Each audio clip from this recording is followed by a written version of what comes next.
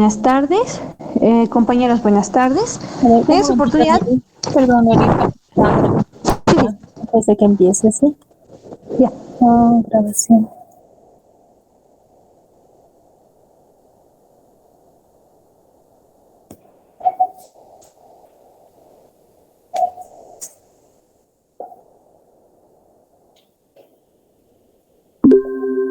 Bien, Nelly, puedes empezar. Gracias, doctora. Eh, en esta oportunidad vamos a hablar acerca del embarazo prolongado, ¿no? La siguiente, por favor. Para eso vamos a recordar ciertas clasificaciones, ¿no? Según la clasificación del Colegio Americano, como nos indica la diapositiva. Pero esta clasificación nos sirve, ¿no?, para la evaluación del embarazo a partir de las 37 semanas de gestación. Y tenemos que recordar que es muy importante para nosotros que definamos el tiempo del embarazo, ¿no? Porque de acuerdo a eso vamos a ver qué conducta vamos a tomar en cuanto a ello, ¿no? Y también vamos a ver los pros, los contras, qué complicaciones puede haber.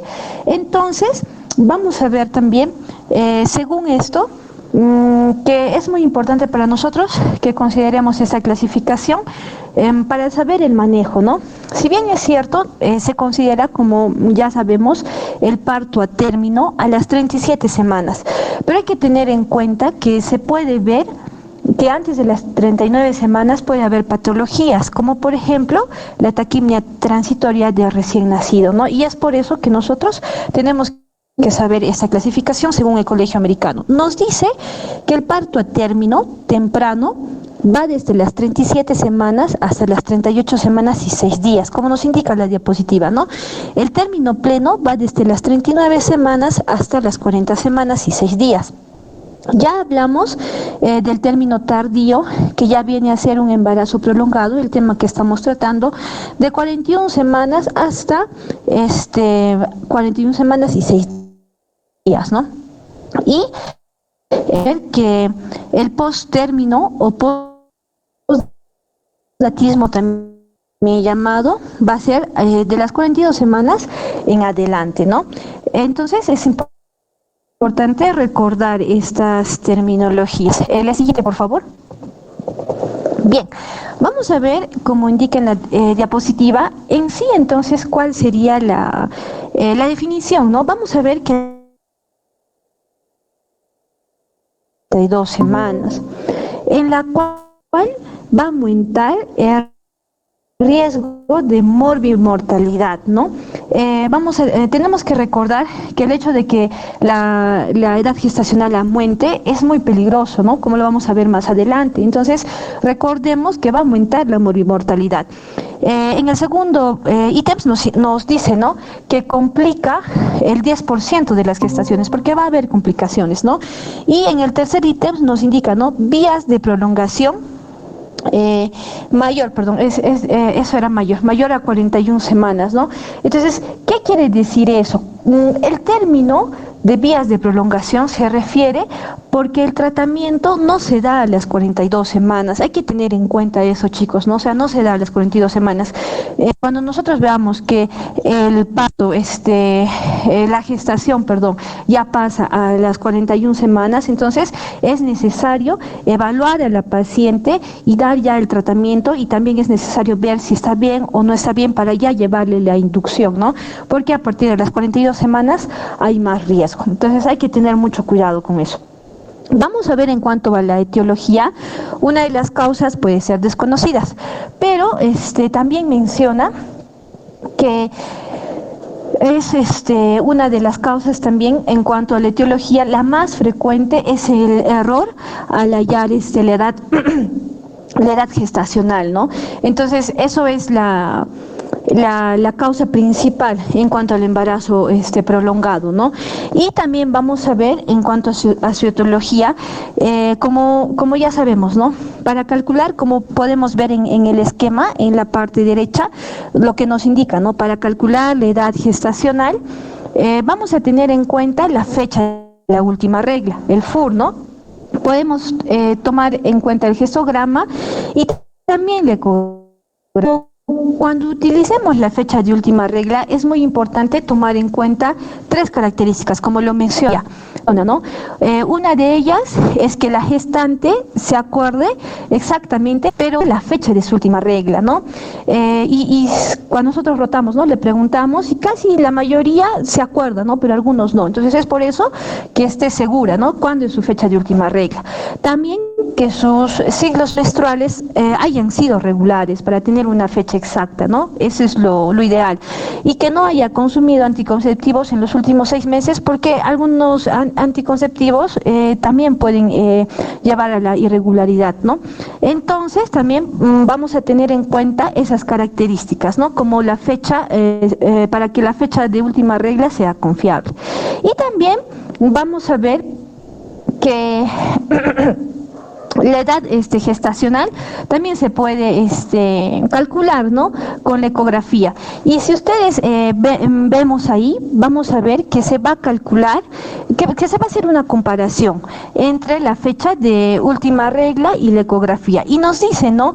Si la edad gestacional, la diferencia entre la edad gestacional y la ecografía tiene menos de 5 días, como nos indica ahí la flechita, tiene menos de 5 días de diferencia, nos vamos a quedar con la edad gestacional, ¿no? Calculada con la fecha de última regla. Pero si la diferencia de la edad gestacional es mayor a 5 días, lo que nos indica la teoría es que nos vamos a quedar con la ecografía, ¿no? Entonces es muy importante hacer esa analogía, ¿no? Como podemos ver ahí también, la ecografía, la más exacta, es la del primer trimestre. Recordemos que esa se hace mediante el cálculo longitud cráneo-caudal, ¿no? En el de segundo trimestre se hace mediante el diámetro biparietal, y la del tercer trimestre se hace mediante la longitud del fémur, ¿no? Entonces vamos a ver estos parámetros, pero la más exacta va a ser pues la del primer trimestre, ¿no? Y porque el riesgo va a ser menos, como podemos observar en la parte derecha, el riesgo de error va a ser más o menos una semana, en cambio en la del segundo trimestre va a ser más o menos 2, y en la del tercer trimestre más o menos 3, ¿no? En cuanto a los factores de riesgo, vamos a ver que para el embarazo prolongado es muy importante los antecedentes previos, ¿no? Porque eso también va a ser un factor muy importante. La nulípara, ¿no? La nulípara, porque esta va a tener más, como que va a estar más propensa a tener una hiperimesis gravídica durante la gestación prolongada, ¿no? Y la añosa, mayor a 35 años. También menciona que el sexo masculino es un factor de riesgo porque es más difícil, tarda más en salir, por decirlo así, ¿no? También la obesidad materna, y algo muy importante, chicos, en los dos últimos viñetas que dice, ¿no? Malformaciones. 2 malformaciones congénitas, no sé si la puedes poner un hito más, si lo puedes adelantar, porfa, Lisita. Ajá, ahí está.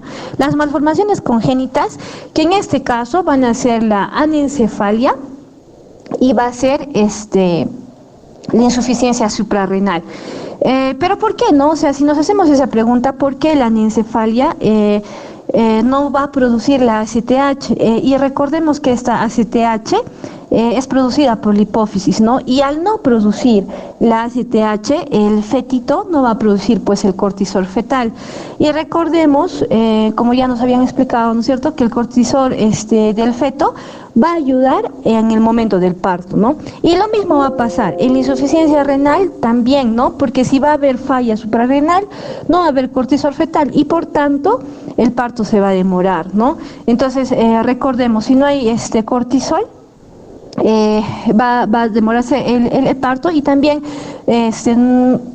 no va a haber contracción del útero, ¿no? Entonces recordemos eso. Entonces recordemos que las 2 malformaciones asociadas al embarazo prolongado es la anencefalia y la insuficiencia suprarrenal. La siguiente, por favor. Ya, entonces, hablando todo eso, nos dicen, ¿no?, ¿qué plan deberíamos tomar para el embarazo prolongado?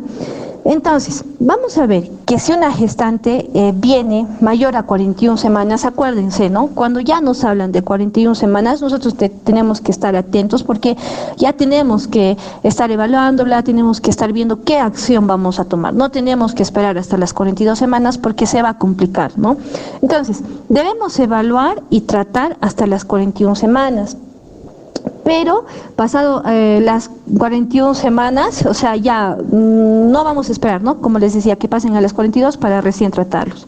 Entonces, acá se va a pedir el test no estresante, ¿no? O el perfil biofísico fetal. ¿Por qué? Porque recordemos que el embarazo prolongado va a estar asociado a mayor riesgo de hipoxia fetal. Entonces hay que ver cómo están los latidos del feto. Entonces si me dicen que los latidos están bien, vamos a ver que el resultado normal del test no estresante es reactivo. Nos quiere indicar que eso está bien, ¿no? También vamos a pedir lo que es una ecografía, pero ¿para qué vamos a pedir la ecografía? ¿Con qué fin, no? Para ver el ponderado fetal, para ver el feto y el volumen del líquido amniótico, ¿no? Porque vamos a recordar, hay que recordar, ¿no?, que puede haber dos complicaciones que se pueden presentar también en un embarazo prolongado. El bebé macrosómico, la macrosomía, que lo vamos a mencionar también más adelante, y el oligohidramnio, ¿no? Entonces vamos a ver que si nos dicen, ¿no?, que el ponderado fetal y el volumen están normales, entonces está bien, la prueba del test está positiva, o sea, está bien, perdón, en cuanto al volumen también está bien, nos da el chance de hacer lo que es la inducción al trabajo de parto, ¿no? Como podemos observar. Entonces, la siguiente, por favor. Entonces, vamos a ver aquí que para ver, ¿no?, la inducción, todo eso, tenemos que evaluar lo que es el cuello, ¿no?, la maduración del cuello. Y esto se va a evaluar, como podemos observar en el cuadrito, según el score de Bishop, ¿no? Y este va a tener 5 parámetros, como podemos observar, ¿no? Tal vez nos podemos acordar de una mnemotecnia, ¿no? A, B, C. A, donde habla de la altura de la cabeza; B, del borramiento; C, de consistencia; D, de dilatación; bueno, y la P, que no coincide, pero nos acordamos de posición, ¿no? Entonces, vamos a ver, por ejemplo, digamos, ¿no?, estos 5 parámetros nos van a dar un puntaje. Por ejemplo, nos vamos a donde dice altura de cabeza, ¿no? Por ejemplo, nosotros le ponemos un 2 y nos va a mostrar ahí, menos 2, 2, y nos va a mostrar ahí que el bebé está encajado y que está fijo o encajado, ¿no? Y así sucesivamente le vamos a estar dando, si digamos la dilatación, ¿no? En el caso de dilatación, si la dilatación es de 5 a 6, le damos 3 puntos. En caso de borramiento, si el borramiento es, digamos, 60 a 70, le damos 2 puntos. Y así, sucesivamente, ¿no? Entonces, vamos a ver al ladito, ¿no?, lo que nos indica. Si el puntaje sale mayor a 6, ¿qué quiere decir? Que el cuello está maduro, ¿no? Y si sale menor a 6, o sea, no es favorable, por decirlo así, ¿no? Pero vamos a ver acá.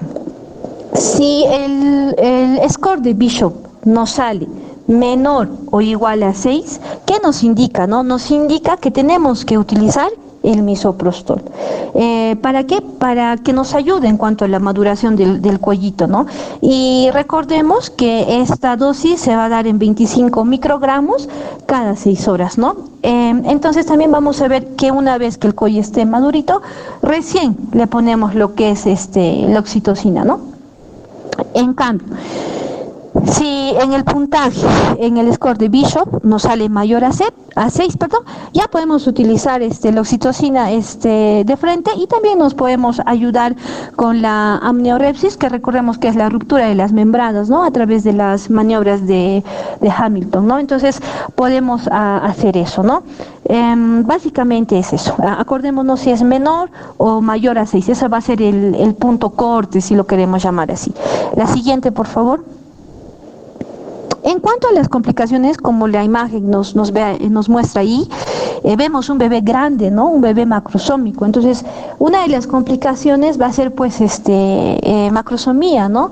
También vamos a ver lo que es el síndrome postmadurez, llamado también el síndrome de Clifford. Pero ¿qué quiere decir esto, no? En este famoso síndrome de posmadurez o el síndrome de Clifford, básicamente se va a producir lo que es una insuficiencia placentaria, ¿no? Entonces hay que tener en cuenta que cuanto más dure el embarazo, la placenta va a envejecer. Y al momento de envejecer, esta placenta va a tener una insuficiencia placentaria. Entonces, ¿qué va a pasar? ¿No? Va a llegar menos flujo al feto y el fetito ya no va a obtener el flujo sanguíneo de la madre porque va a haber una insuficiencia placentaria, ¿no? Entonces, ¿qué va a pasar aquí? Como el fetito ya no va recibir ese flujo, el feto va a empezar a consumir su propia reserva energética. Y en este caso, ¿cuál sería la reserva energética del bebé? Su tejido celular subcutáneo, ¿no? Entonces, el feto, en un embarazo prolongado, recordémonos que va a haber una insuficiencia placentaria y ese es el famoso síndrome de Clifford, ¿no? No sé si han tenido la oportunidad de ver a un bebé de un embarazo prolongado. Entonces, el bebé, ¿cómo van a hacer? Van a hacer con la piel arrugadita, ¿no? Justamente por lo que ha consumido, ¿no? Su tejido adiposo. Y también el bebé puede nacer con las uñas largas y sus ojitos tal vez abiertos y protruidos, ¿no? Debido al tiempo de gestación que está llevando, ¿no? También vamos a ver como tercer punto el oligoamnios, ¿no? Que esto es más que todo porque el líquido va a aumentar durante todo el embarazo, pero ya pasadas las 37 semanas el líquido va a empezar a disminuir, ¿no? Entonces va a haber poliinsuficiencia placentaria también y ya no se va a producir el líquido amniótico adecuado, ¿no? También vamos a ver el famoso SALM o SALAM, ¿no? Que es el síndrome de aspiración del líquido meconial, ¿no? Recordemos que el meconio va a ser estéril, pero va a estar propenso para que las bacterias puedan colonizar en ese, ¿no? Entonces tenemos que tener mucho cuidado con eso y aparte que este SALAM nos puede llevar a un distrés, ¿no? Respiratorio. También vamos a ver que va a haber más riesgo de hipoglucemia y también una policitemia, ¿no? La siguiente, por favor. Bien, entonces, tenemos que tener en cuenta, ¿no? Dicho todo esto, ¿cuándo vamos a nosotros indicar una cesárea en un embarazo postérmino? Se va a indicar cuando va a haber un sufrimiento fetal agudo, ¿no? Si nos dicen que el bebé está teniendo, ¿no? A través del seguimiento que se hace, la ecografía, todo eso, si se ve, ¿no? Que está habiendo un sufrimiento fetal agudo, ahí se inicia lo que es la cesárea, ¿no? Y también hay que ver el meconio, ¿no? Si bien es cierto, el meconio puede ser líquido, puede ser espeso, pero si ya es demasiado, muy espeso, hay que tener mucho cuidado con eso, ¿no? Y también si el bebé pues es macrosómico, ¿no? Y bueno, algo que también me parecía muy importante nombrarlo, nos indica, ¿no? Que si digamos nos dan un caso clínico, ¿ya? Entonces nos dicen que la gestación prolongada, ¿no? Con oligohidramnios, solamente oligohidramnios, no hay sufrimiento fetal agudo, solo tiene oligohidramnios. Su test no estresante ha salido normal, no hay hipoxia aguda, solamente tiene oligohidramnio. Entonces, ¿qué haríamos? ¿Podríamos inducir o podríamos dar cesárea? ¿Ustedes qué opinan, chicos? Solamente, o sea, hay oligohidramnios, no hay nada más, o sea, no hay sufrimiento fetal, nada. ¿Podríamos inducir o nos vamos de frente a cesárea? ¿Qué diría? ¿Me escuchan? A ver, joven, ¿alguien se le responde a su compañera? Oye, está bien, Brian. Sí, gracias, doctora. Está bien. Entonces, lo que nos indica, ¿no? Es que si ese oligohidramnios no tiene hipoxia aguda, sí puede llevarnos una hipoxia crónica, todavía le podemos inducir. Pero si no tiene una hipoxia aguda, como les digo, o sea, si no hay hipoxia aguda, se puede inducir, pero si hay hipoxia aguda, ya pues de frente se tiene que hacer cesárea, ¿no? Entonces, eso sería todo, doctora. Muchas gracias. A ver, Noeli, tus láminas, por favor. A ver, en tu caso, a ver, vamos a empezar primero. Ya. las definiciones. La definición entonces de parto prolongado es por encima de las 42 semanas o ¿cuántos días correspondería, Noeli? 42 semanas sería...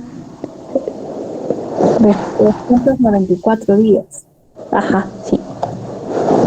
Ya, entonces, el embarazo prolongado pues, se va a definir por encima de las 42 semanas o 294 días. Y entre las 41 semanas y 6 días, ¿sí? Término tardío, un embarazo tardío o en vías de prolongación, ¿no? O en vías de prolongación, de las 41 semanas en adelante. Bien, la siguiente, por favor, la siguiente lámina. Bien, entonces, por encima de las 42 semanas o 294 días. La etiología, dijiste aquí desconocida, pero lo más frecuente exacto es el error en la fecha de última regla. Ahí decías que la mayoría se acuerdan más bien, contra la mayoría no se acuerdan de su fecha de última regla. Entonces ahí lo que tenemos que hacer es ecografía, ¿no? Ecografía. Lo más importante es tener una ecografía del primer trimestre, que es la más confiable. Es la más confiable, porque después ya el porcentaje de confiabilidad y sensibilidad va disminuyendo. Entonces, bien, ahí nos dice su compañera, fecha última regla, eso también ya lo hemos hecho en los primeros días, ¿no? Cuando decimos una fecha última regla confiable, cuando la paciente va a tener ciclos regulares, no uso de anticonceptivos en los últimos 6 meses, ¿no? Y nos da la fecha exacta, sobre todo si es que tiene ciclos regulares, ¿no? Entonces es más fácil de creer que realmente esa es la fecha última regla. La ecografía del primer trimestre es la más importante. ¿Por qué? Porque ahí lo que tenemos que medir es la longitud cráneo-caudal o longitud corono-rabadilla también, ¿no? Entonces, como ahí nos dice su compañera, más o menos va a haber una diferencia entre la fecha última regla de más o menos una semana. Si la paciente se acuerda bien de su fecha última regla y por la ecografía nos sale, bueno, que hay una diferencia de, digamos, 2-3 días, entonces ahí a quien vamos a tomar va a ser a la fecha de última regla, ¿no? Pero si es más de una semana la diferencia, entonces ahí vamos a tener que tomar pues la ecografía, ¿no? La ecografía del primer trimestre, ¿ya? Si es más de una semana, la diferencia con la fecha última regla, entonces ahí utilizamos el dato de la ecografía para sacar la fecha última regla. Pero si hay una diferencia entre ecografía de primer trimestre y fecha última regla de menos de una semana, 2-3 días, como les decía, entonces ahí nos va a funcionar la fecha de última regla, ¿no? Vamos a poner la fecha última regla, vamos a poner la que nos dice la paciente en la cartilla, ¿no? En la cartilla de atención prenatal. Bien. Los factores de riesgo, si bien es cierto no se conocen, pero lo más frecuente son las primíparas, ¿no? O nulíparas, o sea, que es cuando su primer parto, cuando es cuando es su primera gestación. Las primigestas, ¿no? Esas son las más es lo más frecuente que pueda suceder. ¿Por qué? Porque la mayoría pues de las gestantes, de las primigestas, o tienen un problema obstétrico, ¿no? Por el cual no se esté encajando bien el bebito y por lo tanto no se va a producir el trabajo de parto. Acuérdense que uno de los factores para producir trabajo de parto es que la cabecita esté encajada y eso estimula, ¿no? Estimula al cervix para que se inicie el trabajo de parto. Además que para el inicio del trabajo de parto ya se funciona el reloj de término, ¿no? Entonces, ¿qué pasa con el feto? El feto va a empezar a producir, eso ya lo hemos visto en trabajo de parto, el feto va a empezar a producir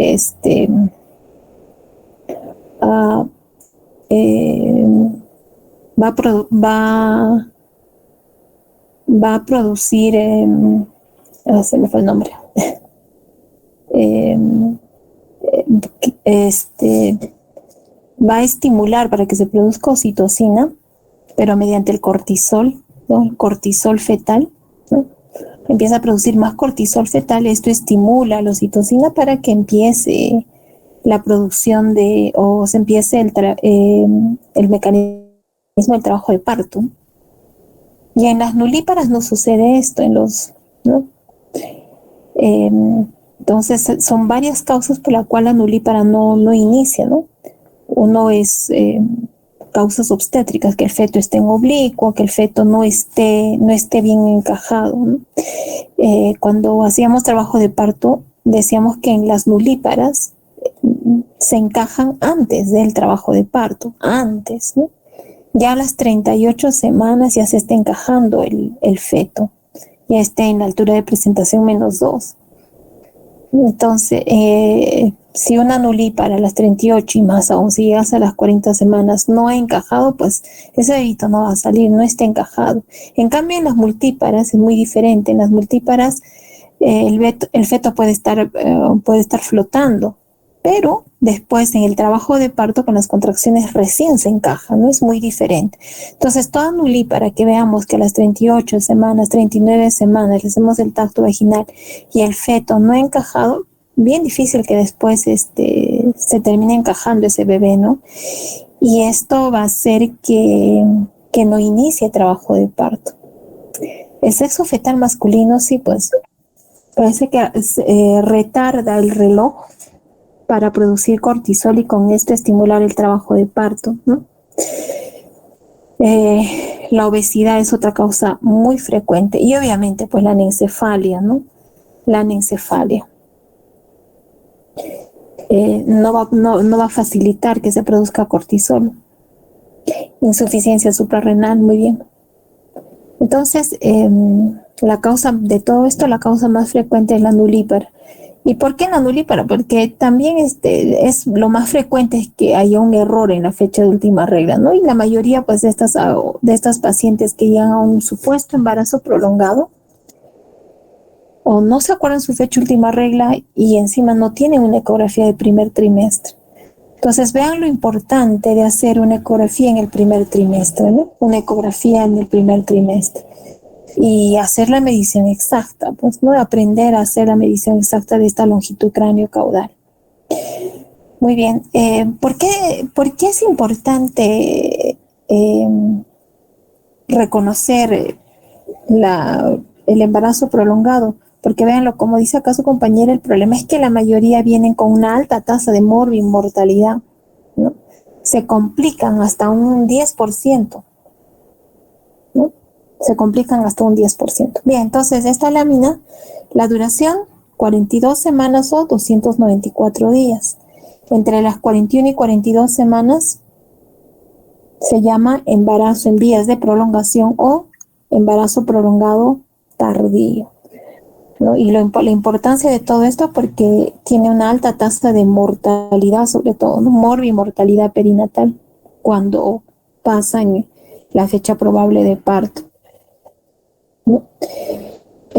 Por eso es que la medida es hacer el seguimiento, el control prenatal adecuado, y si es que llegan a las 41 semanas y no se ha logrado el trabajo de parto, se tienen que hospitalizar estas pacientes, ¿no? ¿Para qué? Para ya decidir terminar la gestación. Bien, la siguiente lámina, por favor.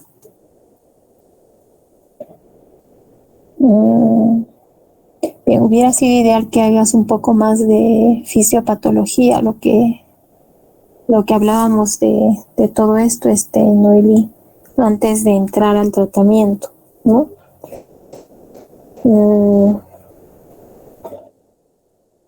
Bien. Bien, para inducir el trabajo de parto, ¿qué es lo que hacemos? O sea, a las 41 semanas sí o sí se tiene que hospitalizar a estas pacientes, ¿no? ¿Para qué? Para decidir ya terminar el embarazo. Entonces, ¿y cómo decidimos cuál va a ser la vía del parto? Para eso se tiene que hacer primero un test no estresante. A medida de que la gestación avanza, la placenta empieza a madurar y cuando ya es posmadura la placenta, pues obviamente va a dejar de producir cantidad de líquido como normalmente se produce a las 34 semanas, ¿no? Que es cuando se produce, cuando tenemos una mayor cantidad de líquido amniótico. Eh, y es de entender por eso que la mayoría, o bueno, que todo embarazo prolongado va a tener un oligohidramnios. Todas van a terminar en oligohidramnios. Y no porque estas tengan oligohidramnios va a significar cesárea, ¿no? No todo oligohidramnios entra cesárea. Estas pacientes con embarazo prolongado, ya empieza, el bebito empieza a crecer, se ve pues que crece más, por lo tanto va a tener más tiempo para estar dormido. Por eso es que se hace un test no estresante, el test reactivo, el NST, ¿no? El test no estresante. Entonces, de acuerdo a cómo salga el test no estresante, o si el test no estresante me va a salir que está bien, entonces el siguiente paso, ¿cuál sería? A ver, Noelí, si mi test no estresante me sale normal, o sea, es un feto activo, es un feto reactivo, con un NST de 9/10, ¿cuál sería la siguiente indicación? Doctorita, se podría hacer también una ecografía para ver cómo está su peso, cómo está el volumen. Claro, eso se supone que ya, ¿no? Ya lo tenemos, ya tenemos la ecografía, hacemos el volumen, hacemos el ponderado fetal, se tiene que hacer todo eso para decidir, ¿no? Pero no sale todo normal, entonces le hago un test no estresante. Después del test no estresante, ¿cuál sería mi siguiente acción? ¿Le podríamos ya inducir, doctorita, al trabajo de parto? No. ¿Qué hacemos? ¿Qué haríamos antes? A ver, ¿alguien? A ver, ¿qué opina?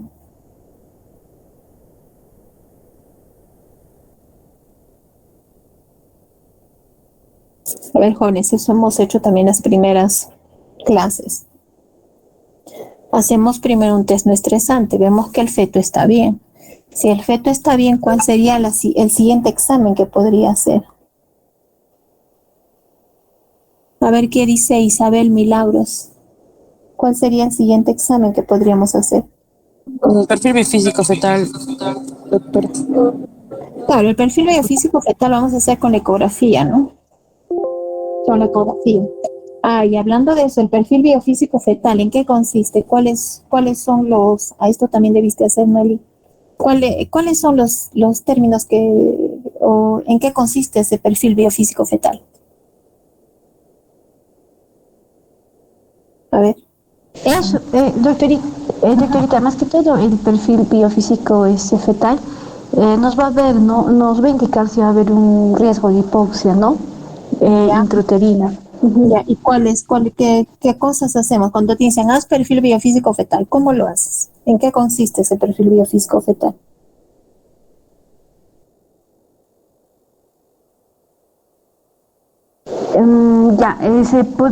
Se tendría que tomar en cuenta, doctorita, lo que son los movimientos, ¿no? Respiratorios, después el tono, después el líquido amniótico, después los movimientos corporales, ¿no? Y también la reactividad fetal, doctorita. A ver, ¿cuántos ítems son? 5 sería. A ver, otra vez vuelve a decir. Movimientos respiratorios, los movimientos corporales, el tono, ¿no? Después la reactividad fetal y el líquido amniótico. Ya, muy bien. Entonces, eso lo hacemos por ecografía, ¿no? Por ecografía. Entonces, eso nos va a salir, digamos, también normal, ¿no? Supongamos que nos sale normal. Bien, entonces, ¿cuál es el siguiente examen que tengo que hacer? Ya le he hecho su NST, le he hecho el perfil biofísico, ¿qué más hago? ¿Qué es lo siguiente que tengo que hacer? Porque no voy a inducir de frente el trabajo de parto. Para inducir me falta una prueba, Noelí. Antes de inducir el trabajo de parto tengo que hacer otra cosa más. Otra prueba. A ver quién me dice. Son básicamente 3 pruebas que tengo que hacer, ¿no? Una NST, perfil biofísico fetal vía con ecografía. ¿Qué más?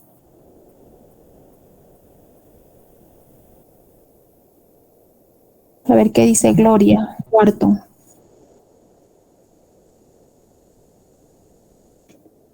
¿Alguien? Pero Gloria, ¿qué opinas?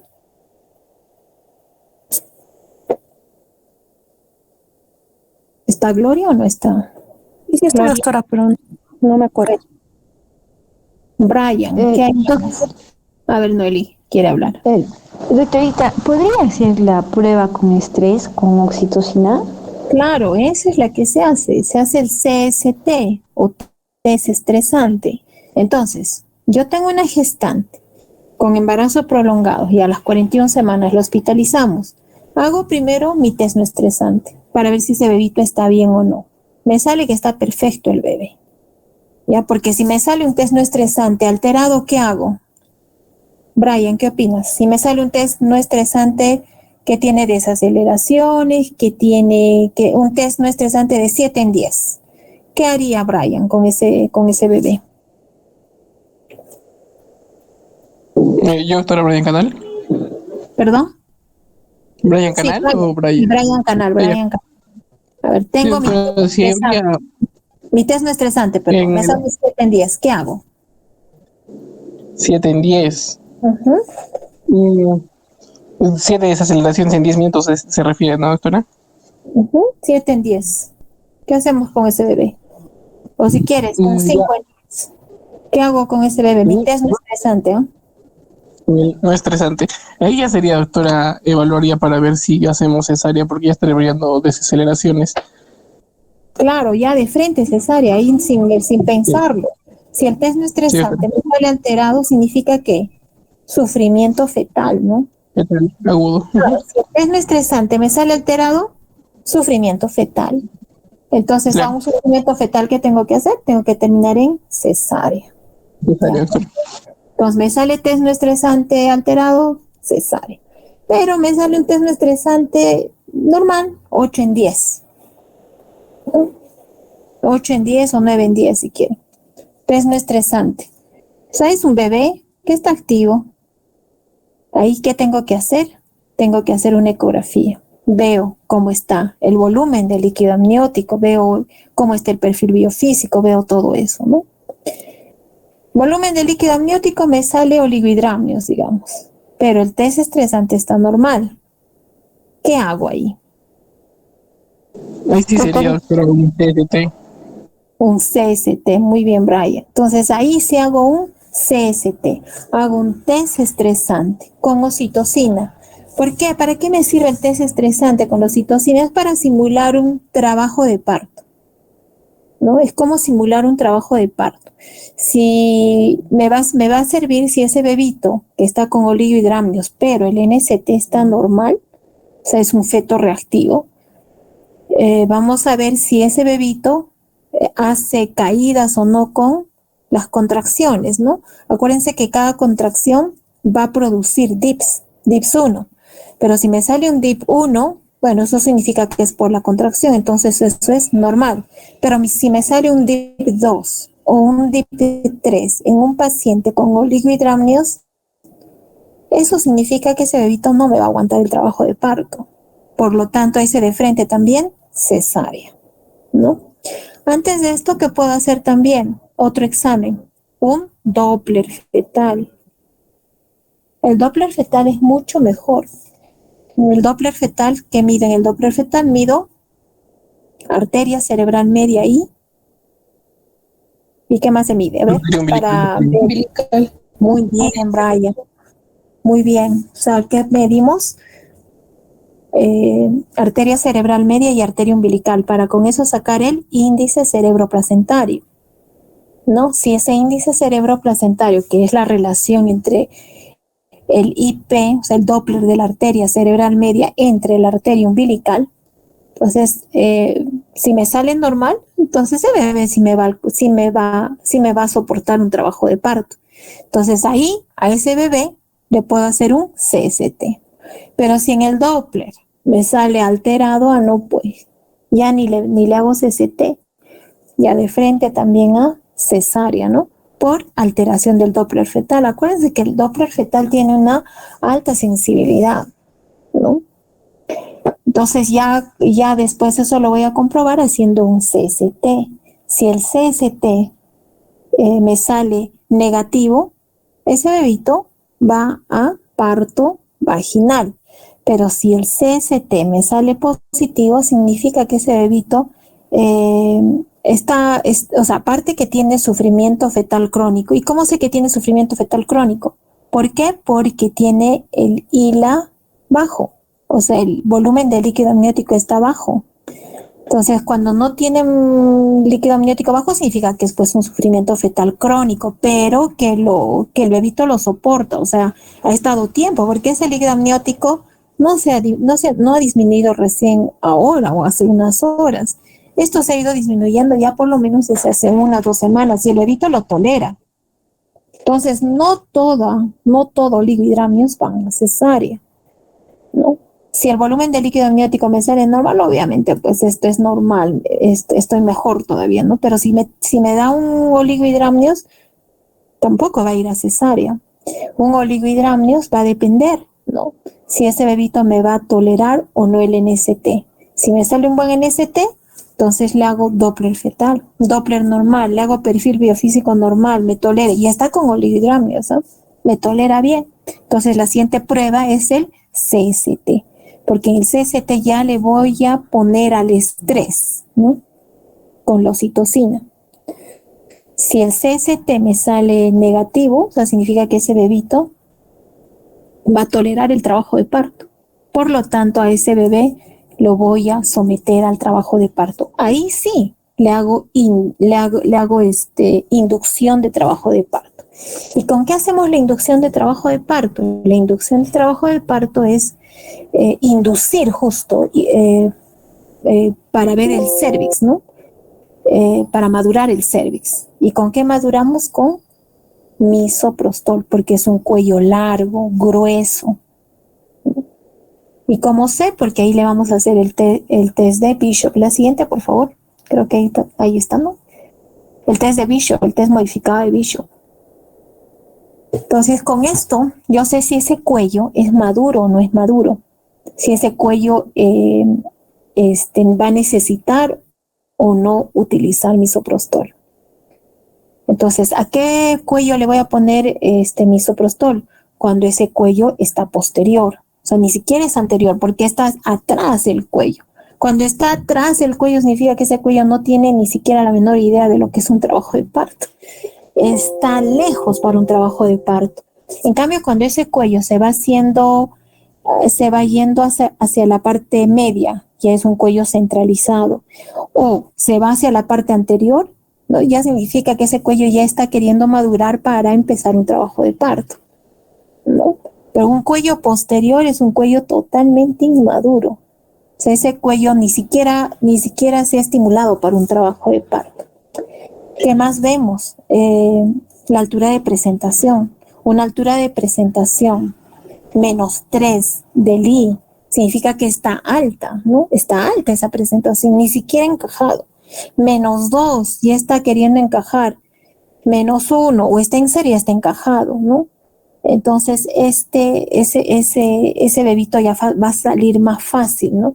Pero si es un cuello, si la altura de presentación está alta, entonces hay que ver si ese bebito va a bajar o no. Para eso nos ayuda la ecografía, porque de pronto que sea un bebito con un diámetro biparietal grande, ¿no? Entonces, si es cabezón ese bebé, pues nunca va a encajar. Hay que ver el por qué, ¿no? ¿Por qué ese bebito no está empezando trabajo de parto? Entonces, para eso me ayuda la altura de presentación. De pronto está en oblicua, ¿no? Está en oblicuo. Claro, se insinúa algo hacia la pelvis, pero está en oblicuo. Tampoco va a encajar. Más si es una primigesta. Pero en una multi sí puedo puede estar alta la presentación. Entonces, para ellas sí podría yo hacer, podría inducir un trabajo de parto. Pero cuando veo una nulípara, una primigesta, que su altura de presentación está en -3, tengo que evaluar bien, ¿no? Tengo que evaluar bien si ese bebito es grande, con cabeza grande, si está en oblicua. Entonces a esa paciente pues no la voy a someter a una inducción de trabajo de parto, por mucho que el bebito esté súper bien. ¿Por qué? Porque ya está viendo un problema obstétrico, ¿no? O la paciente es estrecha, una pelvis estrecha, o la cabeza es muy grande. Entonces tenemos una desproporción cefalopélvica, ¿no? Entonces eso tenemos que valorar. Para eso me ayuda también este Bishop, ¿no? Una altura de presentación -3 en una Noli, ya saben, tenemos que evaluar bien peso, sacar el tamaño de la cabeza. La consistencia, si está firme, dura ese cuello, el cuello uterino, pues tampoco, ¿no? O sea, es un cuello totalmente inmaduro. Si está intermedio ya está queriendo madurar, pero si está blando, suave, ahí ya está empezando ya a madurar. Entonces, esos cuellos, por ejemplo, no voy a necesitar usar misoprostol. El borramiento, si está en 0, no ha borrado nada, o máximo ha borrado un 30%, es un cuello pues totalmente inmaduro. 40-60 ya tiene un Bishop de 1, vean, el 2 está en 60-70% y más de 80% 3. El borramiento, la dilatación, si ese cuello está totalmente cerrado, bien cerrado, duro, posterior, y encima la altura de presentación está en -3, pues no es un cuello totalmente inmaduro, ¿no? Y la altura de presentación ni siquiera ayuda. En cambio, un cuello que ya está más blando, más reblandecido, que ya está borrando en un 70%, ¿no? Que ya está en una posición anterior. Entonces es un cuello que está más maduro. Entonces, cuando digo que es un cuello maduro o inmaduro, cuando está menos, cuando este test de Bishop me sale menos de 6, es un cuello inmaduro. ¿Y con qué hago la inducción? ¿Con qué maduro el cervix? Con misoprostol. ¿Y cuánto es la dosis de misoprostol que tengo que administrar, Noeli? Era 25, doctorita, microgramos. 25 microgramos de misoprostol. Bueno, acá no tenemos Sí.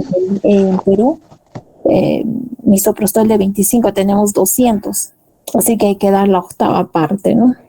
Lo partimos en 8. Y eso, y con el misoprostol ayudamos para que se pueda madurar el cervix, ¿no? -8. ¿Qué más? Puedo utilizar, en ese caso, misoprostol. Y no solamente misoprostol, se pueden utilizar también otros productos. ¿No le has averiguado? No solo el misoprostol puedo utilizar para madurar el cervix. Hay otros tratamientos también. A ver. ¿Con qué cosa más, o alguien que haya, con qué cosa más podríamos madurar el cervix?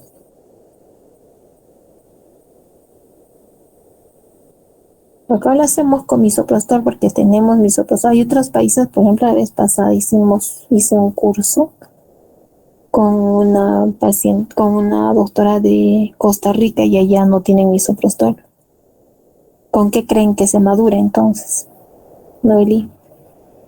No es doctora, la dinoprostona, creo que se llama dinoprostona, Ajá, exacto. que es La una dinoprostona. prostaglandina también 2, creo. Así es, la dinoprostona. Muy bien. Pero en ese país tampoco tenían la dinoprostona.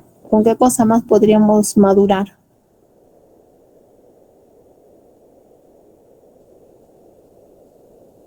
¿Sí? A ver, Jules.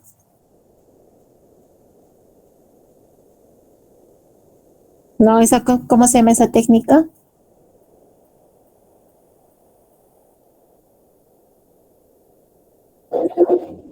Sí, pero ¿cómo se llama? La maniobra de Hamilton, doctorita, sería. Muy bien, Hamilton. Eso se llama Hamilton. Bien. ¿Con qué cosa más podemos madurar el cervix? Doctora, no sé si estoy equivocado, pero había uno que era estimulación de los pezones también, ¿o no? ¿O estoy equivocado? Claro, es parte. Ajá. Estimulamos los pezones, ¿por qué? Porque va a producir oxitocina natural. al estimular los pezones. Muy bien, Brian. Perfecto. ¿Qué más? ¿Qué más podemos utilizar?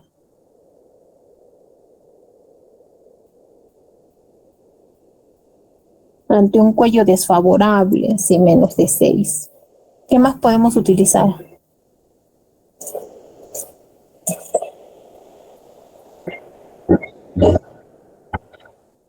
Exacto, muy bien. Podemos utilizar las sondas vesicales. Si no tenemos esos catéteres, sondas vesicales. Se pone en el cervix la sonda. A propósito, no sé, los chicos con los que hicimos práctica la vez pasada hemos hecho una histerosonografía, ¿se acuerdan? Con los que hicimos prácticas en el hospital. Igual se coloca la sonda vesical. Han visto cómo hemos puesto en el cervix, ¿no? Y le ponemos luego el globo de seguridad de la sonda vesical, y con eso empezamos a jalar y se puede para abrir el cuello, ¿no? O sea, se pone en el mismo cuello y luego con líquido se va llenando el balón de seguridad, ¿no? Y con eso podemos abrir el cuello. Muy bien, Jules. ¿Qué más? ¿Hay algo más que podemos usar?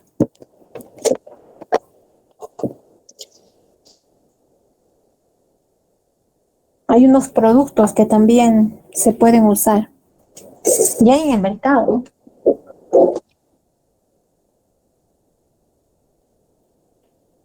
Me está yendo mi batería. A ver. Hay unas membranas de helecho que son hechas justo de helecho. Eso también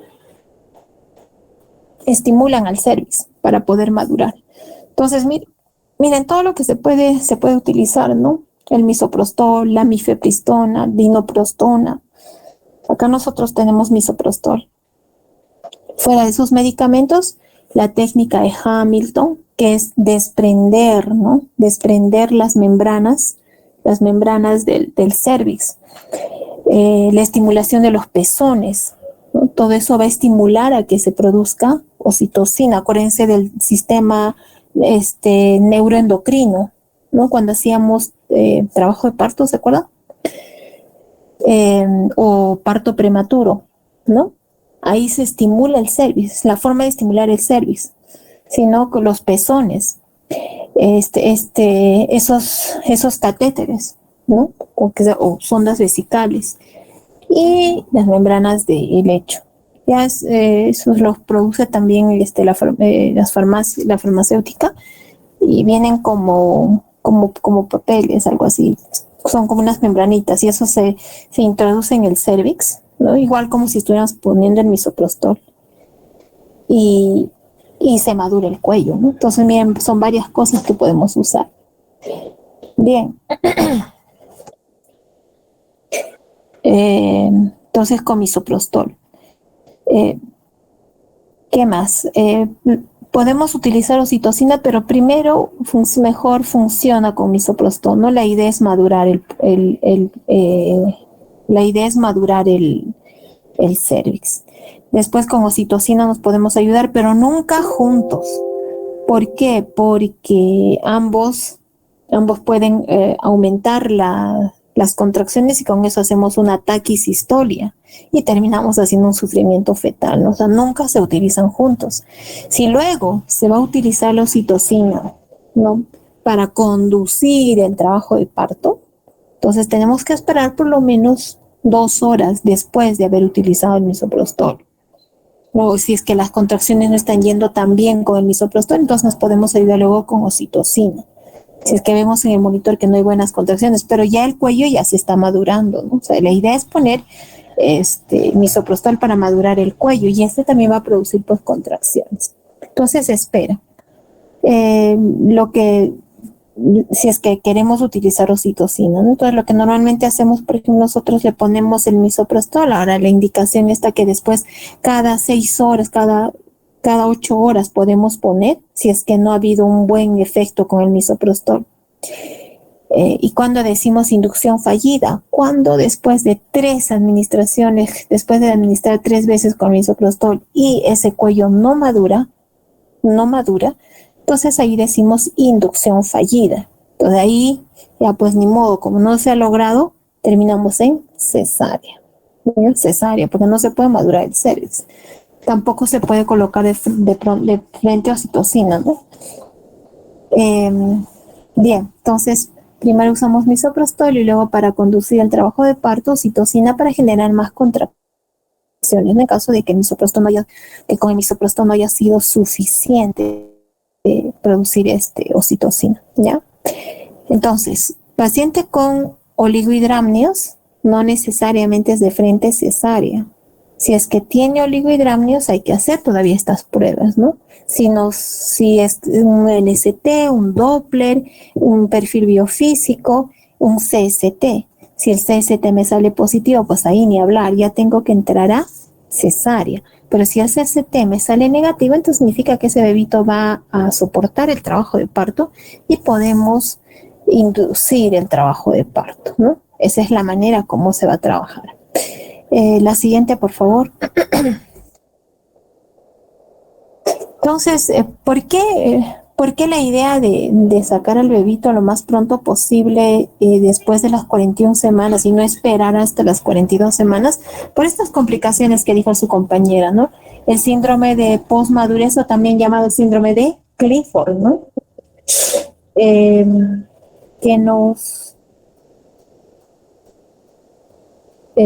síndrome de Clifford que, bueno, nos da todas las manifestaciones las manifestaciones clínicas del feto posmaduro, ¿no? Que tiene la piel arrugada, es un bebé muy, muy maduro con una descamada, incluso la piel no tiene nada de grasita, porque normalmente vienen con grasa estos bebés, ¿no? Y son generalmente grandes, ¿no? Vean como en este caso este bebé.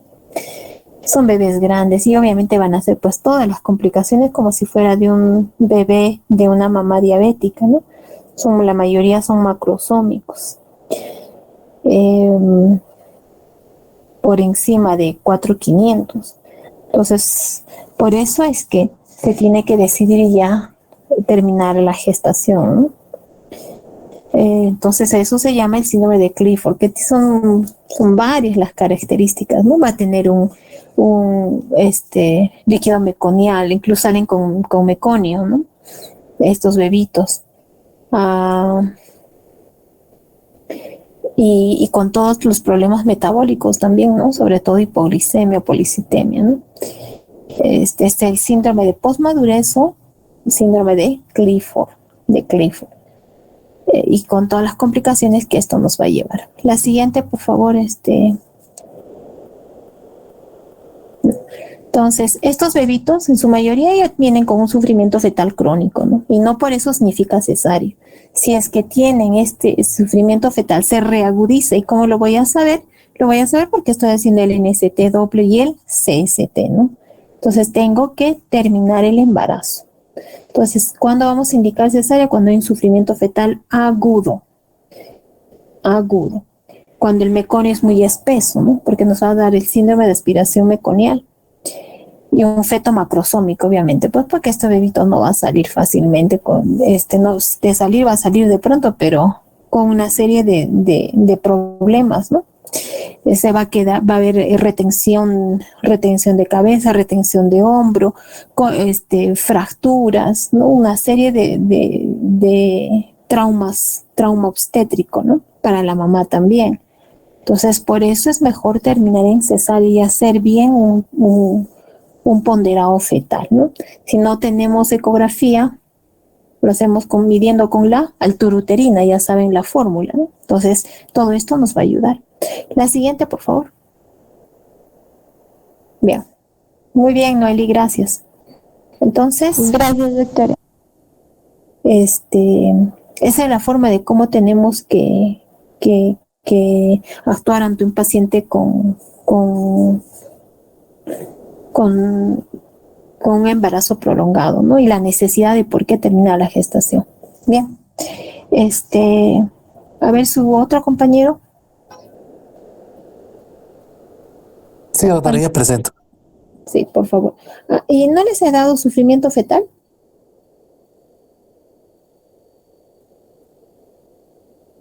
Nadie va a exponer sufrimiento fetal, Aurora. Ya. Para la siguiente vamos a hacer sufrimiento fetal, entonces. Bien, puedes empezar con Diego. Ya, doctora. Bueno, en esta oportunidad vamos a hablar de lo que es cardiopatía y gestación, ¿no? Cardiopatías asociadas a la gestación. Vamos a ver que dentro de lo que viene a ser las cardiopatías que afectan a la mujer gestante, eh, vamos a ver que van a haber cardiopatías adquiridas, cardiopatías congénitas y lo que viene a ser cardiopatía reumática.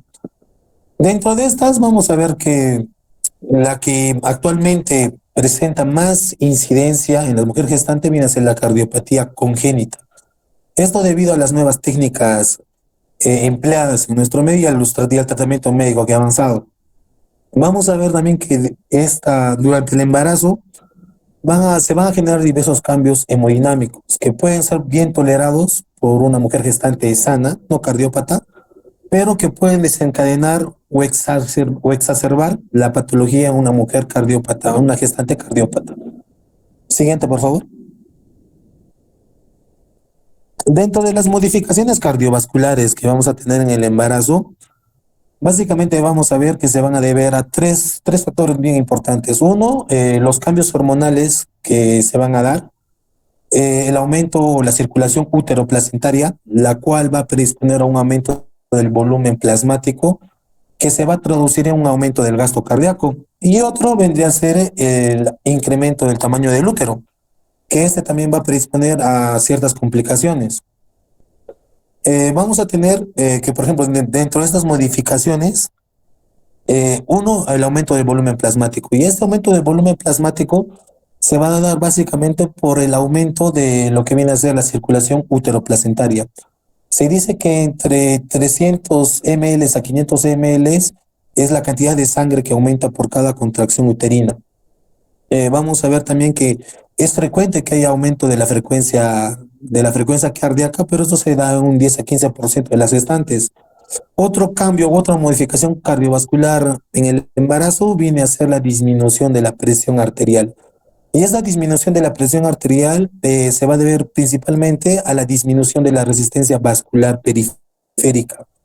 Y esta va a ser más llamativa hacia el segundo y tercer trimestre del embarazo. Dentro de la tabla 1, por ejemplo, tenemos un perfil hemodinámico de una paciente gestante del tercer trimestre y una paciente no gestante. Vemos, por ejemplo, que en la no gestante el gasto cardíaco viene a ser un promedio de 4.3, mientras que en la mujer gestante aumenta el gasto cardíaco, ¿no? Esto a expensas del volumen plasmático, que viene a ser básicamente 6.2. Vamos a ver también que hay un aumento del pulso cardíaco. Vamos a ver que va a haber una disminución de la resistencia vascular, lo que va a predisponernos a una disminución de la presión arterial. Y eso también va a influenciar a que la mujer pueda tener, por esa disminución de la presión arterial, pueda presentar posteriormente cuadros de síntomas de mareo o una lipotimia o un síncope. Siguiente, por favor.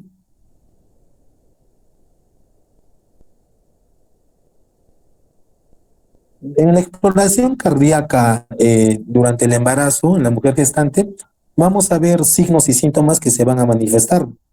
Principalmente estos signos y síntomas se hacen más acentuados hacia el segundo y tercer trimestre del embarazo. Vamos a ver que hay algunos signos y síntomas que normalmente un paciente cardiópata llamaría la atención, pero en el embarazo suelen ser normales. Por ejemplo, vamos a ver síntomas como viene a ser la disnea, y esta disnea se acompaña incluso con fatiga en un 75% de los casos. Y puede haber también lo que viene a ser la ortopnia, ¿no? Que es la disnea en decúbito supino. Esto debido al incremento del tamaño del útero que estaría comprimiendo el diafragma y produciendo esta disnea, ¿no?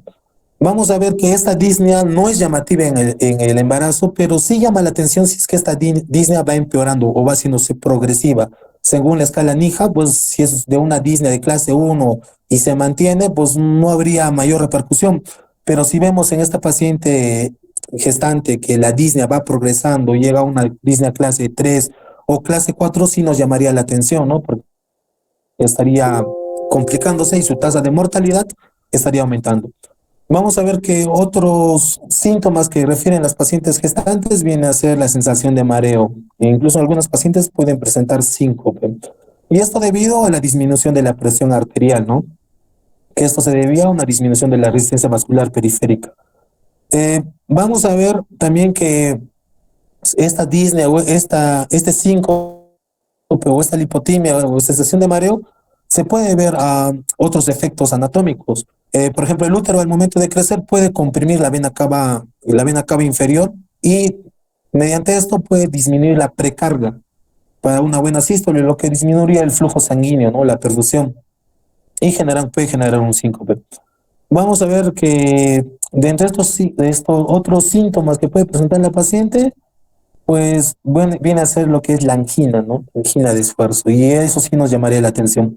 Dentro de los signos que puede presentar la mujer gestante con cardiopatía puede ser acropiaquias, hemoftisis, ingurgitación yugular o acentuación de algún soplo, ¿no? Y la cianosis. Vamos a ver que en el electrocardiograma se puede ver una desviación del eje cardíaco hacia la izquierda y que en la radiografía podemos ver un aumento del índice cardiotorácico. Incluso otros tipos de pacientes pueden presentar algunos tipos de bloqueos, ¿no? Bloqueos auriculares. Y que es muy frecuente que hacia el tercer trimestre del embarazo, muchas de las pacientes gestantes, por el hecho de la gestación, suele haber dilataciones de las valvas pulmonares, la válvula aórtica, la válvula tricúspide, y esto posteriormente quizás acentuar una patología, ¿no? Que la paciente ya tenga de base. Siguiente, por favor. Ahora vamos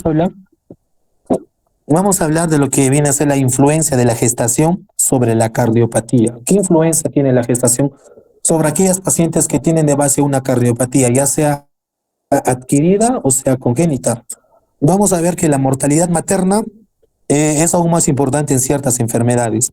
Dentro de las cardiopatías más frecuentes en la mujer gestante, vamos a ver que se encuentran a la cabeza las congénitas. Después de las congénitas tenemos la reumática y luego las adquiridas. Dentro de lo que vienen a ser las adquiridas, las cardiopatías adquiridas en la gestante, vamos a ver que a la cabeza vamos a tener lo que es la estenosis aórtica descompensada de un 17%, vamos a tener lo que es la fibrilación auricular, la miocardiopatía dilatada, el infarto de miocardio, y vamos a también tener patologías como la estenosis mitral, ¿no? Que viene a ser la valvulopatía más frecuente en la mujer gestante, ¿no? Al hablar de este tipo de patologías o cardiopatías adquiridas en la mujer gestante, vamos a ver que va a plantear un reto para el médico gestante multidisciplinario. Vamos a ver que aquellas pacientes que presentan este tipo de patologías cardíacas adquiridas, por ejemplo, la estenosis mitral, una mujer con estenosis mitral en estado de gestación, las complicaciones que esta mujer pueda tener son las siguientes, ¿no? Si la estenosis mitral es una estenosis mitral severa, es decir, que el anillo valvular es menos de 1 centímetro cuadrado, lo que se aconseja en estos casos es que se interrumpa la gestación, ¿no? Hay que haya una interrupción de la gestación, porque hay más riesgo de que esta paciente se complique a medida que va aumentando, que va corriendo la gestación. Mientras que si la paciente tiene estenosis mitral, pero es una estenosis mitral leve a moderada, esta puede sobrellevarse con la gestación. Y esto se va a deber gracias a un buen tratamiento médico, ¿no? En este tipo de pacientes lo que se les recomienda son los diuréticos y lo que vienen a ser los betabloqueadores, ¿no? Como el propanolol y el metoprolol. Vamos a tener otras patologías, por ejemplo, la insuficiencia aórtica y la insuficiencia tricuspidea, sí son patologías que una mujer que quiera ser madre y que tenga insuficiencia tricuspidea o insuficiencia aórtica y quiere embarazarse, vamos a ver que estas pacientes sí toleran bien la gestación, no suelen complicarse mucho. Mientras que por el contrario, dentro de aquellas mujeres que tengan de base una cardiopatía congénita, dentro de estas podemos separar en dos grandes grupos, ¿no? Las cardiopatías congénitas cianóticas y las acianóticas. Dentro de estas, las que suelen complicarse más en la mujer gestante vienen a ser la cardiopatía cianótica, ¿no? Porque estas van a empeorar. Dentro de estas cardiopatías, por ejemplo, tenemos la tetralogía de Fallot, tenemos la atresia pulmonar, tenemos la atresia tricuspidia, ¿no?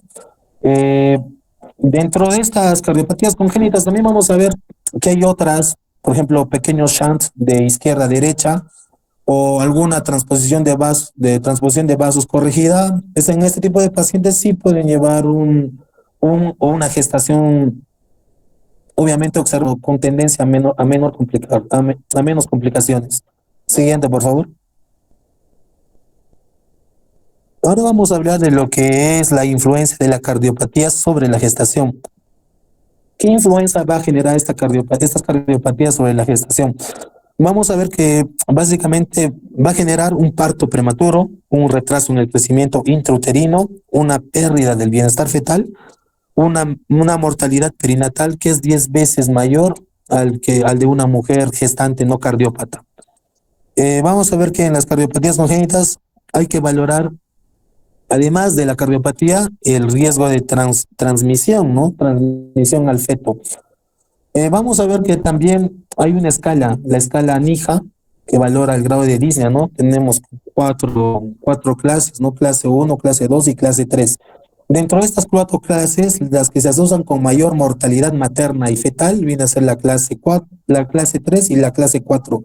Si una mujer gestante presenta disnea clase 3 o clase 4, lo recomendable es la interrupción de la gestación. Por ejemplo, en la tabla número 5 vamos a ver las diversas patologías, las cardiopatías congénitas, que pueden ser transmisibles, ¿no? Al hijo. Por ejemplo, tenemos defecto del septo auricular, aurículo ventricular, tenemos lo que es la estenosis aórtica y la coartación de aorta a la cabeza, ¿no? Siguiente, por favor.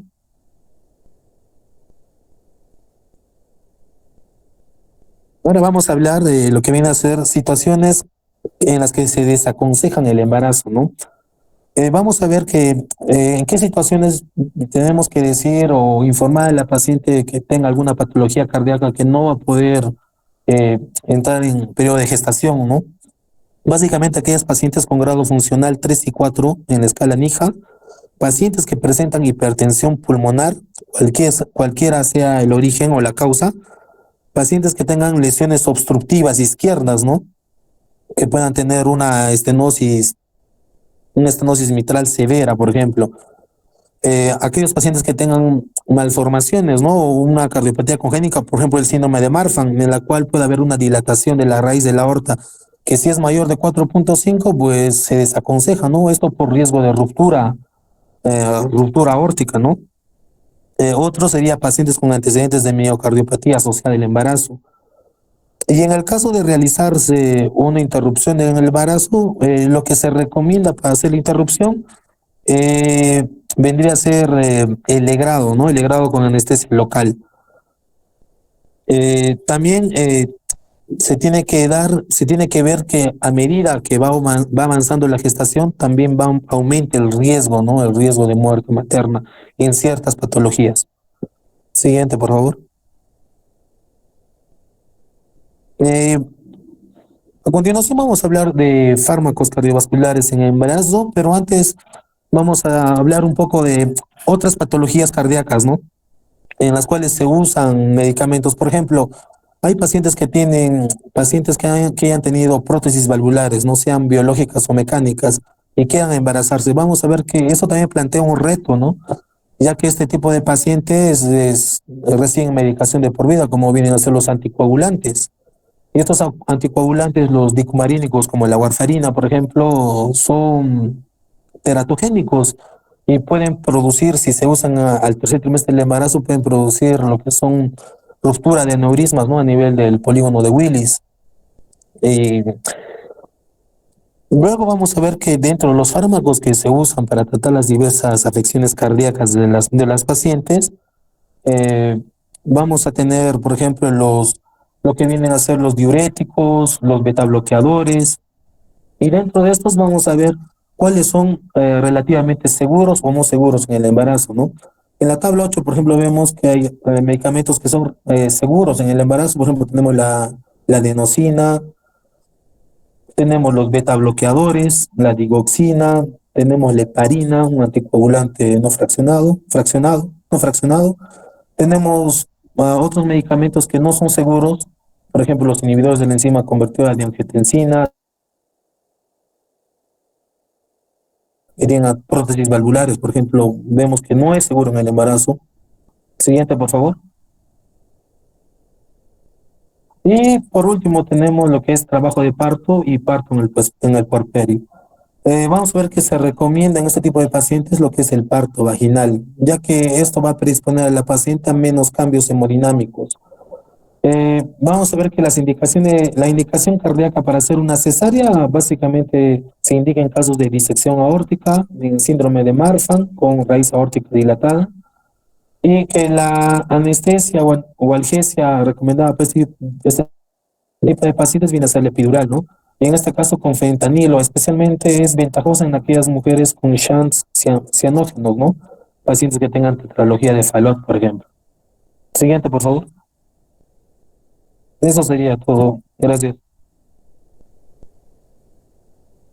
A ver, tu primera lámina.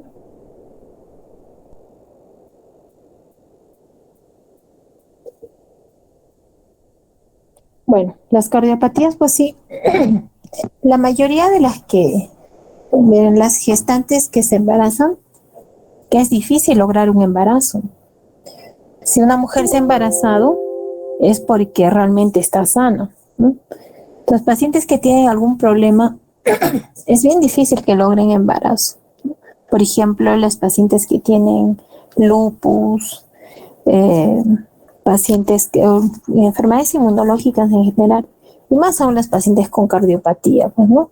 Por eso es que la cardiopatía no es muy frecuente en una gestante, ¿no? No es muy frecuente. Entonces, es muy raro que una paciente con una cardiopatía severa logre un embarazo. Se puede decir, pero es raro, ¿no? De esto, ¿cuál es Juan Diego, cuál es la cardiopatía más frecuente que vamos a ver en nuestras gestantes en consultorio? A ver, ¿cuál es? Dentro de la cardiopatía, doctora, están a la cabeza las cardiopatías congénitas, ¿no? Y dentro de estas congénitas, la más frecuente, bueno, era la tetralogía de Fallot. Ya, pero en general, o sea, no...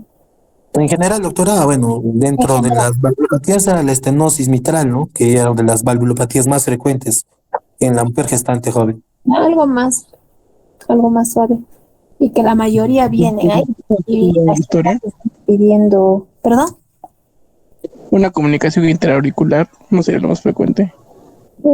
Sí, ya. Ya, sí. Pero que sí puede ser. Otra, que es la más frecuente que esas incluso. Y vienen, no, a ver, ¿cuál? Coartación de aorta, doctora.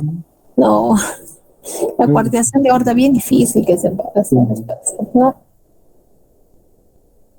¿Sabes cuál es? Y vienen al consultorio asustadas porque se han embarazado. Las arritmias, cualquier arritmias. Y vienen porque, bueno, las gestantes cuando vienen al consultorio, ¿no? Yo tengo mi arritmia desde hace años y mi cardiólogo me ha dicho que tenga que terminar en cesárea. ¿A qué opinas, Juan Diego? No lo escucho ahorita, ¿me puede repetir? La mayoría de las gestantes vienen diciendo que son vistas por arritmia y su cardiólogo, bueno, ellas dicen, su cardiólogo le ha dicho que tiene que ser cesárea porque no va a aguantar el trabajo de parto. Ante una arritmia, ¿podríamos? Ante una arritmia, doctora, sí, sí recibe tratamiento, ¿no? Por ejemplo, los beta bloqueadores, ¿no? Ciertos beta bloqueadores quizás podrían ayudar. ¿Para que termine en cesárea? Para que termine en cesárea, ¿no, doctora? No, pues no. Entonces, aparte de las que ustedes han mencionado, que está bien, pero la mayoría son mujeres jóvenes, en plena edad reproductiva, mujeres son sanas, y la mayoría se quejan de arritmias, ¿no? Que han sido tratadas desde niñas. Ahora, de estas arritmias, ¿cuáles son, eso es de cardiología, cuáles son las arritmias más malignas? ¿Las supraventriculares o las ventriculares? ¿Cuáles son? Las supraventriculares, doctora. Así es. Y la mayoría pues son ventriculares, ¿no? Bien con sus taquicardias. Y eso no significa que terminen en cesárea, ¿no? Ya lo dijo su compañero, ¿sabes? Son solamente las cardiopatías más severas las que sí o sí van a terminar en cesárea. Y obviamente estas pacientes que tienen cardiopatía está contraindicada la gestación, ¿no? Están contraindicada la gestación, ya la que les dijo su compañero. Y tal vez hace un tiempo atrás la cardiopatía reumática pues era la más frecuente, pero ahora la fiebre reumática pues, es muy raro encontrar, ¿no? Particularmente yo nunca he visto, por ejemplo, una fiebre reumática ni de médico general ni de médico especialista. No sé si ustedes habrán visto en sus rotaciones, pero yo recuerdo haber visto una sola cuando estaba en tercer ciclo o cuarto ciclo de universidad. De ahí, como médico, nunca he visto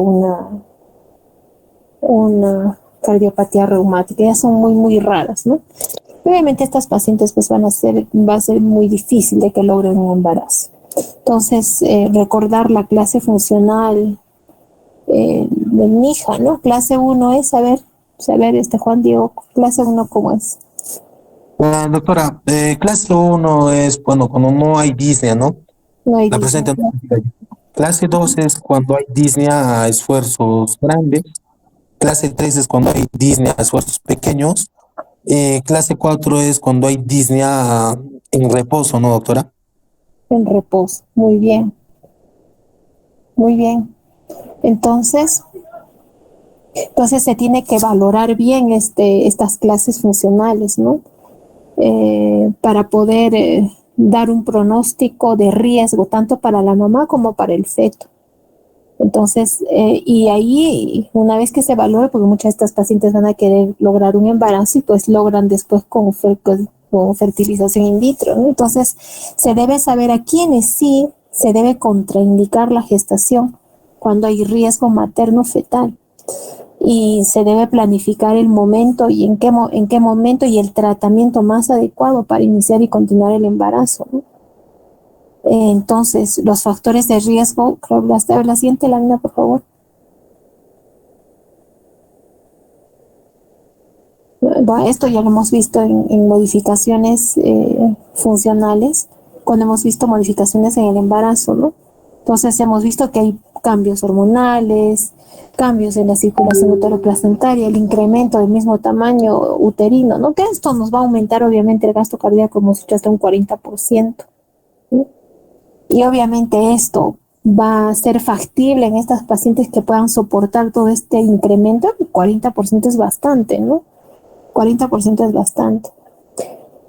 Entonces el perfil hemodinámico en la gestante, sobre todo en el tercer trimestre, el cambio va a ser mucho mayor, ¿no? Entonces, ahora lo importante es saber diferenciar entre una gestante una disnea que es normal en una gestante, como dijo su compañero, a una disnea que sea cardíaca realmente, ¿no? Pero la paciente, acuérdense que va a aumentar el gasto cardíaco y con esto la disnea, ¿no? Con esto la disnea. Y es normal. Entonces tenemos que saber diferenciar qué es normal y qué no es normal.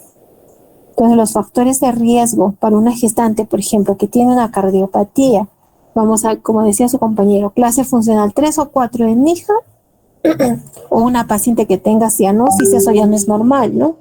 Una paciente con disnea 1 o 2, pero no tiene que haber cianosis. Si vemos cianosis, pues no, ya hay que ver que está viendo algún otro problema, ¿no? No es normal que haya cianosis en una gestante. ¿no? La función ventricular, la fracción de eyección, que sea menos del 40%. Entonces, por eso a estas pacientes tenemos que enviar a la cardiología, no hacer la interconsulta cardiología. Las pacientes con síndrome de Marfan, ¿no? Esa es una contraindicación absoluta de gestación. ¿Por qué? Porque estas pacientes con síndrome de Marfan, ¿qué hacen, Juan Diego? Doctora, normalmente hacen disección de aorta, ¿no, doctora? Exacto, hacen disección de aorta. Entonces imagínense una gestante con disección de aorta. Entonces, por eso es que el síndrome de Marfan está contraindicado, ¿no? Y como decía su compañera, que la estenosis, ¿no? La estenosis de la válvula mitral, ¿menos de cuántos centímetros? Juan Diego. Esa obstrucción, las contraindicaciones, entonces eso tenemos que saber bien. Esa obstrucción, ¿cuánto tiene que ser para ser un factor, para que nos contraindique la gestación, Juan Diego? Más del 50%, doctora. Ya, ¿y eso qué significa? En la válvula mitral y en la válvula aórtica, ¿cuánto? Por ejemplo, en la válvula mitral y en la válvula aórtica tendría que ser más del 50%, ¿no? Por ejemplo, el anillo en lo que es estenosis mitral, por ejemplo, dentro de la clasificación se mide, ¿no? De acuerdo al diámetro del anillo valvular. Y en este caso, para que sea muy obstructiva, debería ser menos de 1 centímetro cuadrado, ¿no? En la válvula mitral, hasta menos de 2 centímetros, menos de 2 centímetros cuadrados. En la mitral. ¿Y en la aorta? En la aorta, doctora, en la aorta creo que era menos de 3, menos de 4. No, menos de 1.5. ¿Ya? Entonces eso acuérdense. Entonces en el área de la válvula mitral menos de 2 centímetros cuadrados y en la aorta menos de 1.5.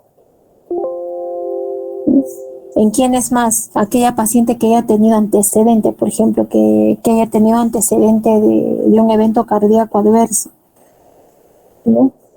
Aquellas pacientes con antecedente de infarto, isquemia, edema pulmonar, o una arritmia asintomática, por ejemplo. Les decía, las arritmias son las más frecuentes, pero que haya tenido una arritmia asintomática, entonces eso es diferente, ¿no? Que tengan simplemente una arritmia, pero que no le produzca síntomas, esas van, por ejemplo, a parto vaginal. Se pueden embarazar, sí, pero que hayan tenido el antecedente de una arritmia asintomática, entonces eso es diferente, ¿no? Ahora, ¿qué más? También es importante aquí ver la edad materna, ¿no? ¿Qué edades con pacientes cardiópatas? ¿Qué edades estarían con antecedente de cardiopatía? A ver, Juan Diego, ¿qué edad materna sería un alto factor de riesgo? Bueno, mujeres de edad de mayores de 35 años, doctora. ¿Y menores de? Menores de 15. No, de 20. ¿No? La edad materna es importante. Siempre la edad materna en todo, como hemos visto, ¿no? Entonces, en cardiopatía, antecedente de cardiopatía, contraindicado, edad materna menos de 20 años y mujeres mayores de 35 años. Las fumadoras, madres que tengan alguna cardiopatía y estén con tratamiento, por ejemplo, anticoagulantes, nos decía su compañero, los IECAS, acuérdense, si es que una mujer se embaraza y está utilizando IECA, los IECAS se están contraindicados en la gestación, entonces hay que cambiarlos, ¿no? Se tiene que suspender porque IECA tiene una alta tasa de teratogenicidad.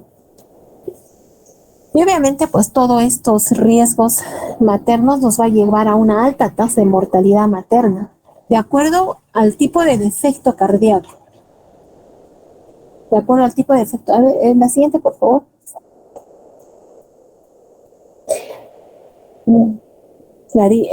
Sobre todo si es que van a tener estos signos, ¿no? Acropaquia, hemoptisis, ingurgitación yugular, cianosis, ¿no? Pues esas pacientes imposible que se embaracen. sensación de mareo, edema, palpitaciones, eso es diferente. O sea, normalmente una paciente va a haber edema.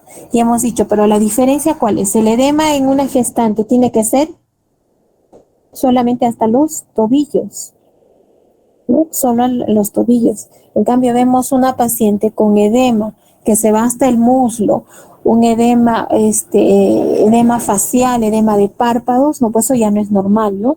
El edema es normal en una gestante, ¿no? Pero el que llega solamente a los tobillos, nada más. Eso es muy diferente.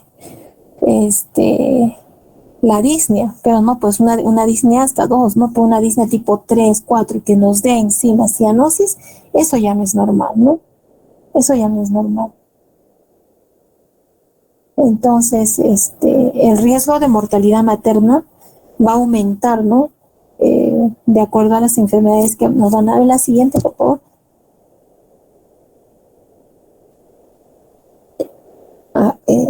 Este cuadrito está bonito, ¿no? La hipertensión pulmonar. Están totalmente contraindicados la hipertensión pulmonar, sea primaria o secundaria. Totalmente contraindicado.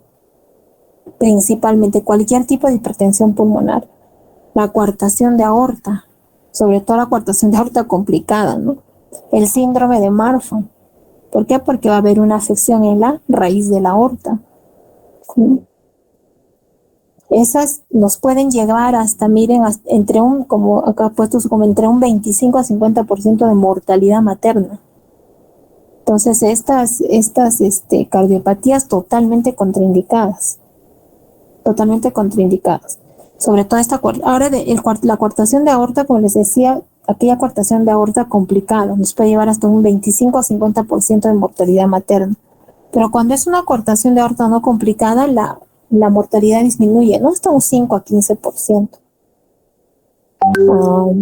El CIA, acá nos decían sus compañeros, CIA, por ejemplo, es un CIA no complicado, nos lleva hasta una mortalidad de menos de 5%. Igual un CIB no complicado. En la tetralogía de Fallot corregida, por ejemplo, menos de 5%. Acá, las pacientes que tengan, por ejemplo, válvulas, pero la válvula porcina es diferente a la válvula mecánica, ¿no? La válvula porcina, por ejemplo, nos da una mortalidad de 5%, menos de 5%. En cambio, la válvula mecánica, esa sí nos da una mortalidad un poquito más, 5 a 15%. La estenosis mitral, ¿no? La estenosis pulmonar, la estenosis aórtica descompensada, miren, hasta un 17%. Infarto de miocardio es un 37%. La persistencia de ductus arterioso, también, pero esa es menos de 5% de la mortalidad. Pero la mayor mortalidad que vamos a tener, miren, hipertensión pulmonar, síndrome de Eisenmenger, coartación de aorta complicada, síndrome de Marfan, ¿no? Entonces, esto es el gran problema va a ser en estas cardiopatías, ¿no? Que estarían contraindicadas para la gestación. La siguiente. ¿No? Y en el feto, ¿qué cosa nos va a llevar? Ahí está bien. Parto prematuro, obviamente, ¿no? Parto prematuro y iatrogénico, porque si la mamá está mal, se tiene que sacar como sea se tiene que terminar la gestación, ¿no? Retraso de crecimiento intrauterino, claro, y es de entender, ¿no? El RCIO, porque no va a llegar un buen flujo a ese feto, si la mamá ya de por sí está con una cardiopatía. Pérdida de bienestar fetal, mortalidad perinatal hasta 10 veces, más alta, ¿no? Y hay algunas cardiopatías congénitas que se pueden transmitir. Por ejemplo, las pacientes que tienen diabetes mellitus, ¿no? Por el hecho de la diabetes nos pueden llegar a producir hasta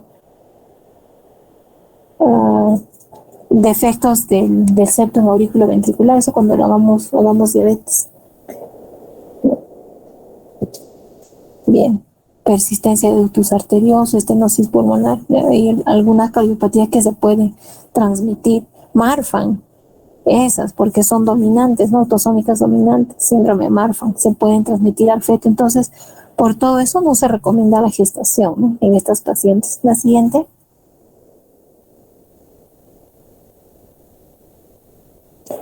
Acá, este está interesante, ¿no? ¿En qué momento, en qué situaciones se desaconseja el embarazo? Hemos dicho, ¿no? Grado funcional 3, 4, la hipertensión pulmonar, las obstrucciones severas, síndrome de Marfan, antecedente de miocardiopatía asociada al embarazo, ¿no? Hablando de esto, el antecedente de miocardiopatía asociada al embarazo no es tan frecuente, pero tiene una altísima tasa de mortalidad cuando esta miocardiopatía se presenta en el embarazo. Es muy diferente a las otras miocardiopatías, por ejemplo, del atleta, ¿no? Esas miocardiopatías son difíciles de tratar, incluso terminando el embarazo, terminando la gestación, estas pacientes terminan en UCI y difícilmente salen de UCI cuando tienen miocardiopatía asociada al embarazo. Por eso, si es que alguien ha salido con un antecedente de miocardiopatía en el embarazo, está totalmente contraindicado que se vuelva a embarazar, porque el riesgo es mucho mayor. La siguiente, por favor. Y bueno, de los fármacos que hemos hablado, ¿no? O sea, si yeca, warfarina, sobre todo fenitoína, espironolactona, están totalmente contraindicados en el embarazo, ¿no? Porque son teratogénicos. Entonces, cuando haya esto, se tiene que cambiar el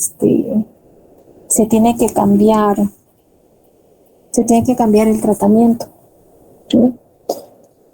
Warfarina imposible, yeca imposible, ¿no? Si una paciente está utilizando yeca, entonces se tendrá que cambiar con metildopa, por ejemplo, si es que tiene hipertensión.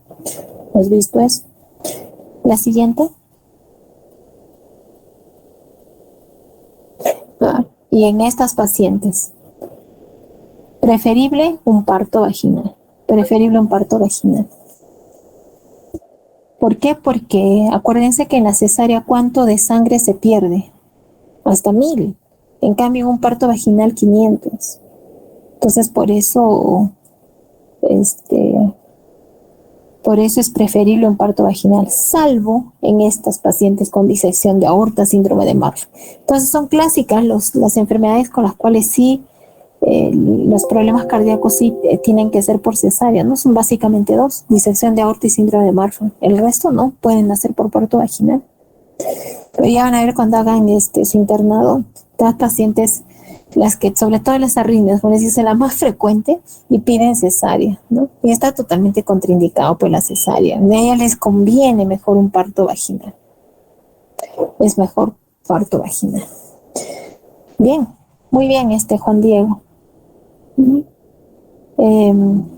¿Alguna pregunta, jóvenes?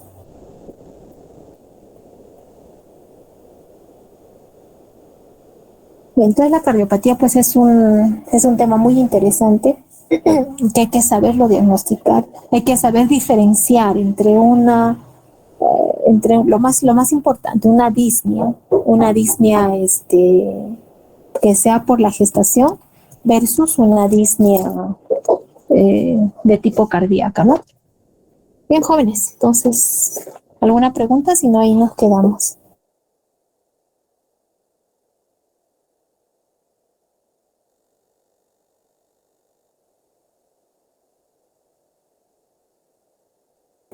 Muy bien, jóvenes, entonces ahí nos quedamos. El día miércoles estoy de guardia. Vamos a ver si es que lo podemos en la noche, si pudiéramos, por favor, hacer la clase, ¿sí? Bien, entonces me comunico